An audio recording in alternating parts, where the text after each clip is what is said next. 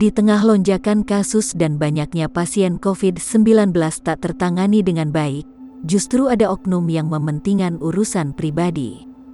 Beberapa waktu lalu, Wasekjen PAN Rosalain Irine Rumaso mendesak pemerintah untuk menyediakan rumah sakit COVID-19 khusus pejabat.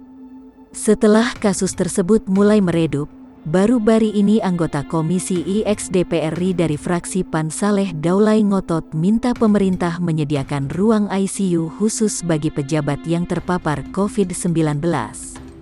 Hal itu disampaikan Saleh saat rapat kerja Raker dengan Menteri Kesehatan RI dan Kepala Badan Pengawas Obat dan Makanan (BPOM) di Senayan, Jakarta pada Selasa, tanggal 13 Juli tahun 2021.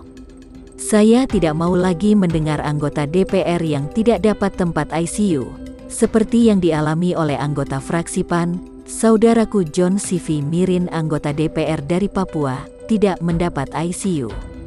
Sampai akhirnya meninggal setelah dipindahkan ke RSPAD tetapi hanya 2 jam di ICU karena terlambat, kata Saleh, dikutip dari tayangan YouTube DPR RI, Rabu, tanggal 14 Juni tahun 2021. Dikutip dari tribunnews.com, Saleh juga menyebut, ia sempat kehilangan keluarganya yang terpapar COVID-19 karena kesulitan mendapat rumah sakit. Untuk itu, ia meminta agar Menkes menambah kepastian tempat tidur di rumah sakit bagi para pasien COVID-19. Kemudian, ia juga menyinggung soal usulan Wasekjen PAN Rosalain Rumaso yang meminta dibuatkan rumah sakit khusus pejabat. Menurutnya, usulan tersebut adalah buntut dari pengalaman emosional Rosalain yang melihat buruknya kondisi penanganan pasien COVID-19.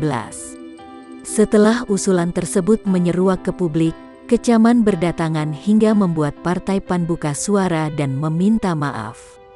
Wakil Ketua Umum PAN Viva Yoga Mauladi mengatakan, pernyataan tersebut merupakan usulan pribadi Rosalain dan tidak mewakili sikap partai. Pihaknya juga mengaku telah memberikan teguran kepada Rosalain atas usulannya meminta RS khusus pejabat.